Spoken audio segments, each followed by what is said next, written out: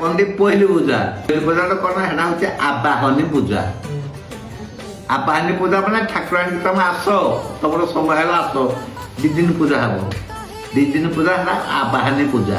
ତାପରେ ଆବାହନୀ ପୂଜା ଯେଉଁ ହବ ସେତେ ହବ କ'ଣ ନା ତା ପୂର୍ବରୁ ହବ ଜନ୍ତାଳ। ଜନ୍ତାଳ ଦିନ ପୂର୍ବରୁ ଦେହୁରୀ ବାରରେ ରହିବେ, ମାନେ ଭକ୍ତି ଖାଇ ରହିବେ। ସେଇଦିନ ଏଠୁ ପତିଆରେ ଆସିବ, ପୂଜା ହବ। ପୂଜା ହେଇକିରି ସେ ସୂଚନା ଦେବ ଠାକୁରାଣୀ କୋଉ ଘରେ ଉହା ହେବେ, ପୂର୍ବରେ ବା ପଶ୍ଚିମରେ।